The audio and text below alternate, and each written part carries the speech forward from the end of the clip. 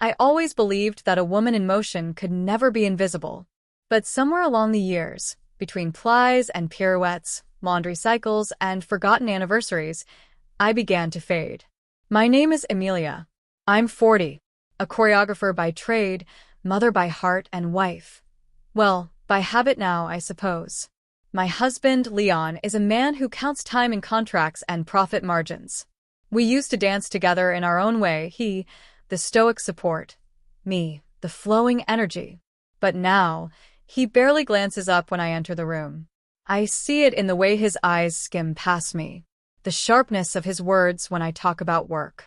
You still do that dancing thing? He says, like my career is a quaint hobby, like I'm some woman playing dress-up in leotards. And I still keep dancing.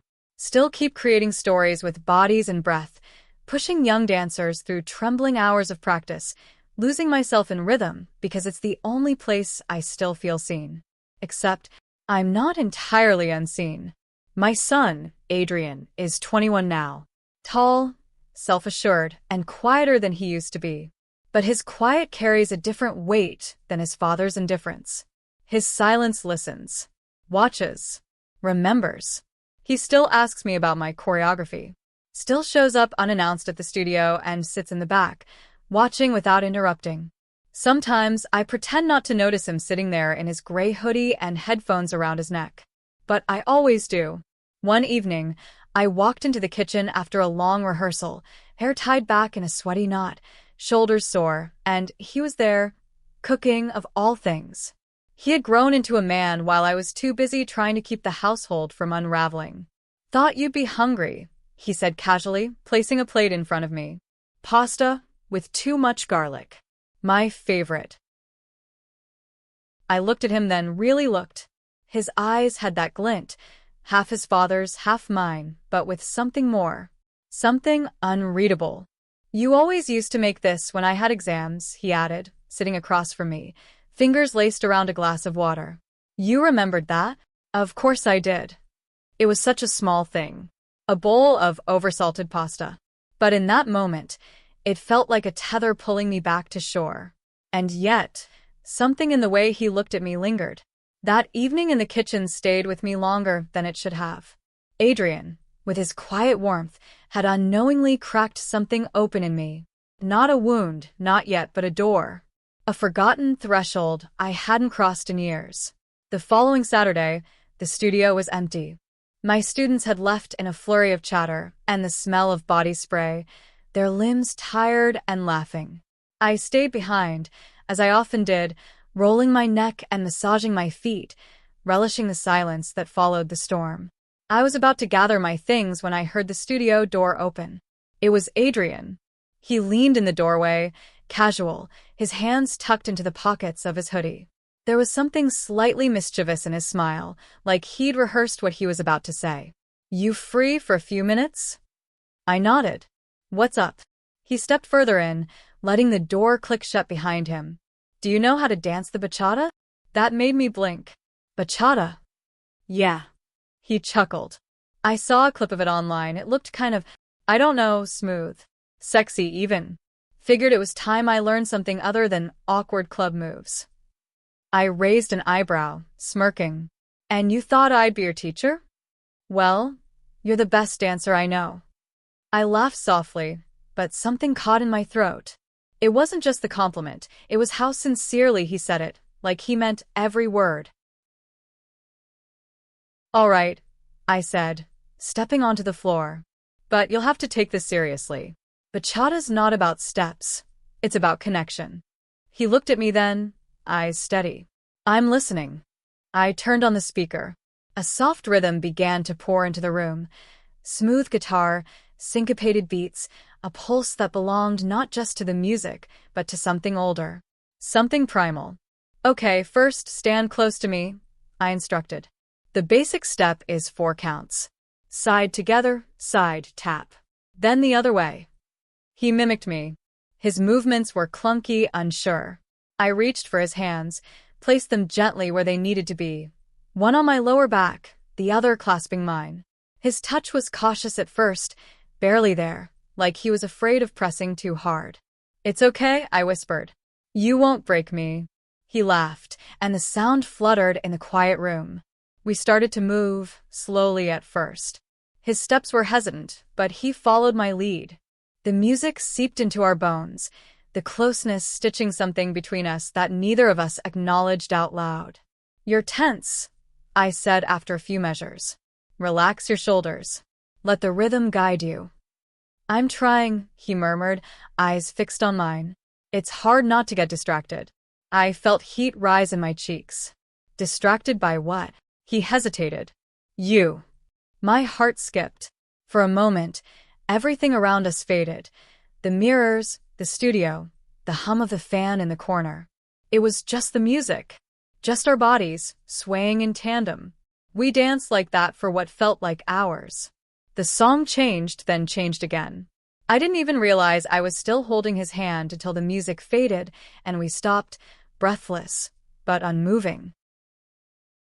He looked at me, and I looked at him. He was so close.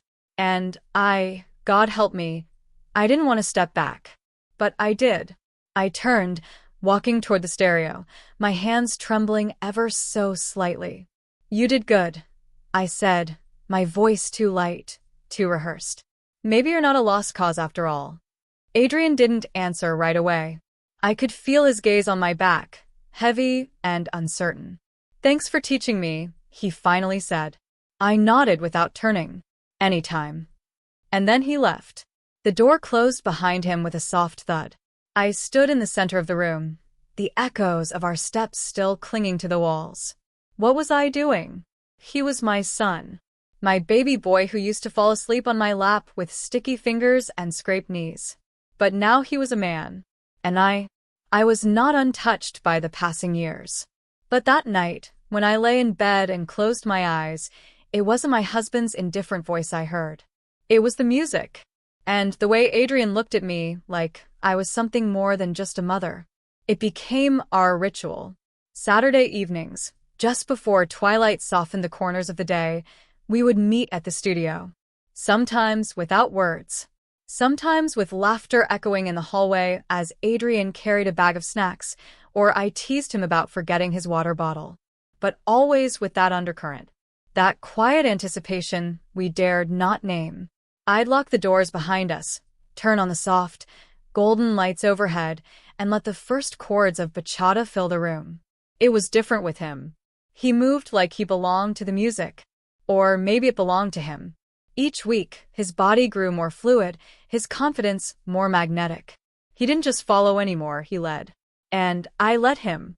The first time I noticed his cologne, it caught me off guard. A smoky, warm scent with hints of cedar and something deeper, spiced amber, maybe.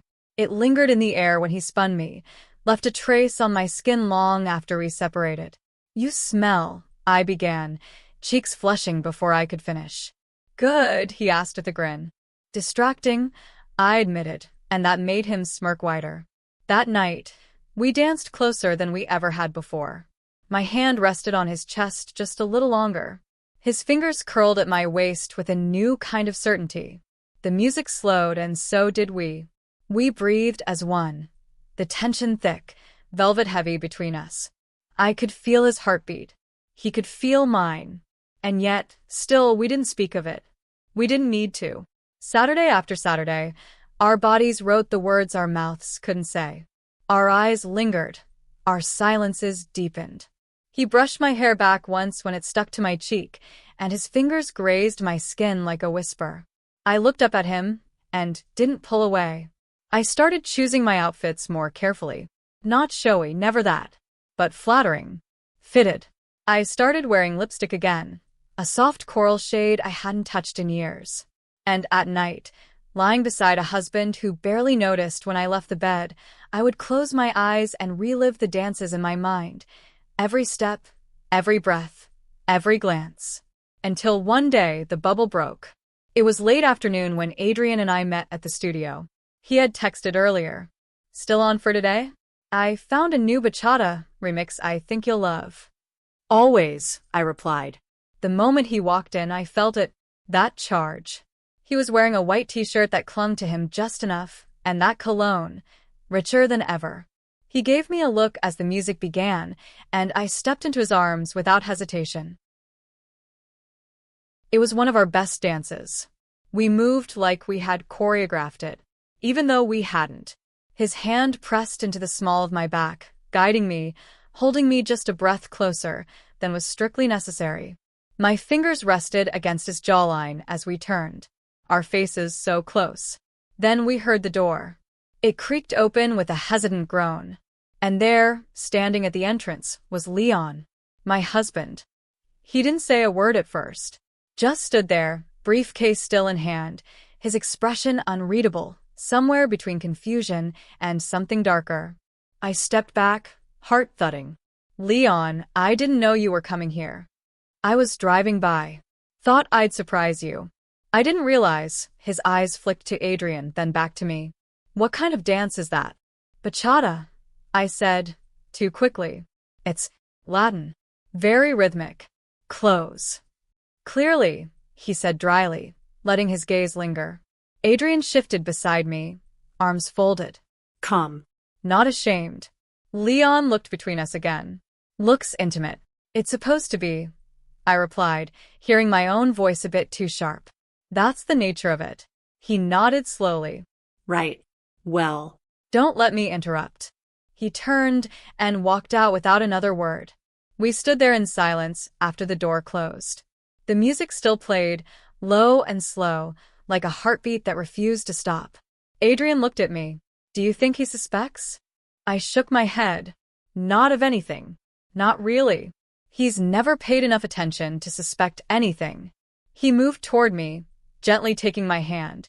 But you feel something, don't you?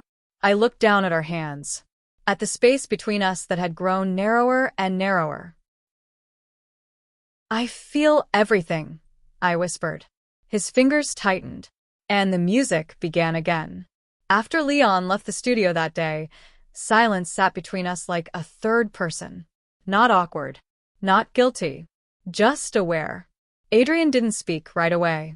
He paced once, twice, then stopped and looked at me, his eyes clearer than I'd ever seen them. Let's not go home yet, he said suddenly, voice low, controlled. Let's go out.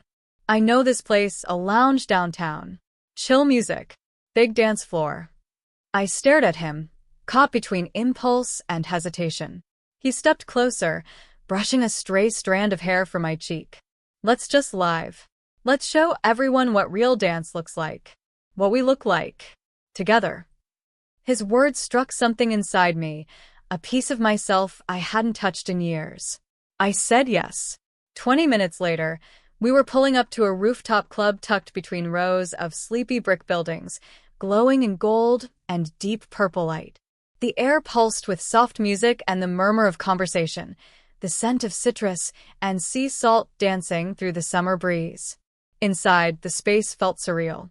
A polished floor, couples swaying in dim light, bartenders mixing colors in glass. It was the kind of place you went not to hide but to be seen. We were seen. Adrian ordered us drinks, nothing strong, just enough to warm the blood. A mango chili cocktail for me, a dark rum, and cola for him. We clinked glasses, his gaze never leaving mine. To us, he said. To us, I repeated, my voice trembling slightly. And then we danced. Not practice. Not rehearsal. We danced like it was our last breath. Bachata played through the speakers, slower than usual, the bass thudding like a heartbeat under the stars. Adrian took my hand and pulled me into the center of the floor, the crowd parting instinctively. The moment our bodies touched, everything else dissolved. The music, the lights, the world. His hand slid firmly along my waist, pulling me close. My hand found his shoulder, steady, certain. We moved as one, fluid, magnetic, every step a whisper of something unspoken. He twirled me, caught me. I leaned in without thinking. The space between our faces vanished. Then it happened. Our lips touched. Not hesitant. Not accidental. It was a kiss written in every dance we'd shared, every glance held too long, every breath we'd passed between our bodies without ever speaking it. His mouth moved against mine with hunger and awe.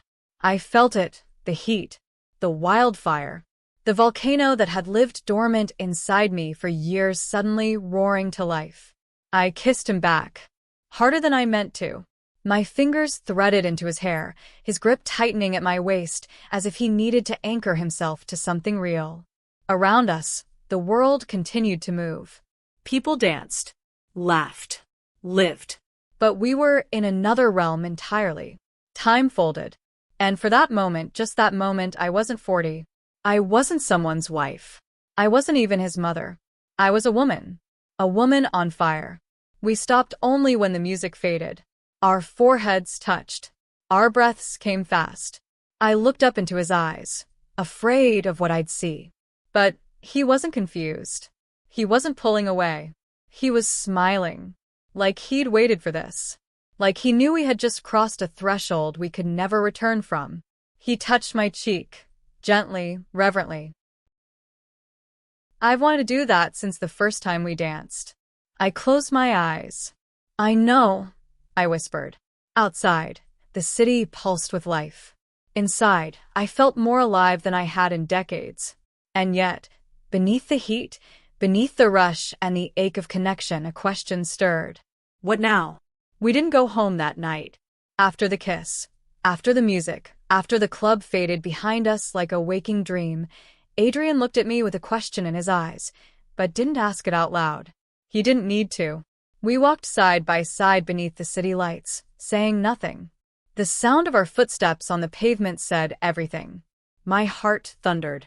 My fingers brushed his once. He didn't pull away. When we reached the car, he opened the door for me like a gentleman. That small gesture, sweet, old-fashioned, made something flutter inside me. It wasn't just the thrill. It was something quieter, more dangerous. It felt like care. I don't want this night to end, he said as he slid into the driver's seat, voice husky from silence. Then don't let it, I replied, surprising myself. He drove. I didn't ask where. Eventually, we ended up at a quiet little hotel on the edge of the city. Nothing extravagant, just discreet. The lobby smelled of warm wood and faint citrus. No questions were asked at the desk. No names were spoken aloud. When the door closed behind us, silence swallowed the room. Adrian stood by the window, looking out at the skyline. The city lights reflected in the glass, casting fractured golden shadows across his face. I watched him, unsure what would happen next, unsure how I would stop anything if it began. I didn't want to stop it. He turned to me, took a step forward. Then another. His hands were trembling as he reached for me. But his voice was steady. I don't know what this is, he said, his fingers brushing my cheek. But I know I've never felt it before. I didn't answer. Instead, I touched his chest, felt the fast rhythm of his heart, and leaned into him like he was the only thing keeping me upright. The rest unraveled slowly, like a dance. We moved carefully at first, tentative touches, long-held gazes, breaths caught in the space between us. He kissed my collarbone like it was sacred. My hands slid beneath the hem of his shirt, feeling the heat of his skin, the softness of him.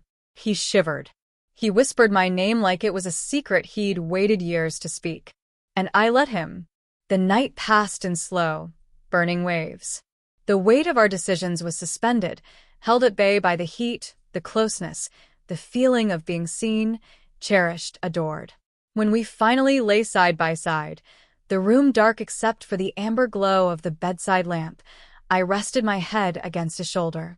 He kissed my forehead.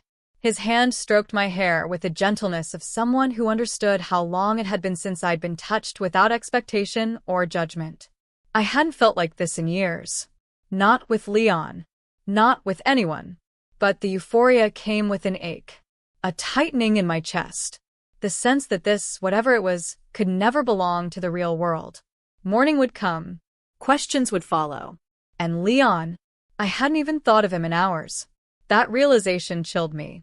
Around 3 a.m, I slipped out of bed to wash my face. I stared at myself in the mirror for a long time, hands resting on the cool edge of the sink. What was I becoming? Or had I finally remembered who I was? Adrian came up behind me, wrapping his arms around my waist, resting his chin on my shoulder. He didn't say anything. He didn't need to. We stayed like that, watching ourselves in the mirror, two people caught between identities, unsure of where one role ended and another began. The next morning, we returned home. The house was too quiet, too normal. The ordinary air of breakfast routines and folded laundry made everything we had shared feel like a forbidden dream. Leon was in the kitchen, scrolling through his phone, coffee in hand. He looked up when we entered but didn't ask where we'd been. He noticed, though. I saw it in the brief pause. In the way his eyes flicked between us. "Sleep okay?" he asked casually. "Yeah," I lied, forcing a smile. "Late night. We went dancing." His brow rose. "Again?" I nodded. "We're just getting good at it." Adrian said nothing. He just went upstairs quietly.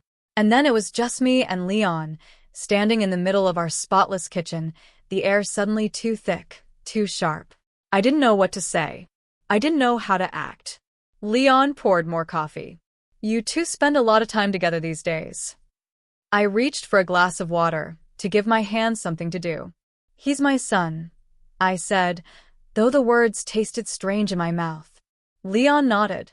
And yet, nothing more was said. But the silence between us wasn't innocent anymore. It was heavy, awkward, fragile. Adrian and I had danced ourselves into a corner of the world where feelings had no rules, no names, no map. And now we didn't know how to return.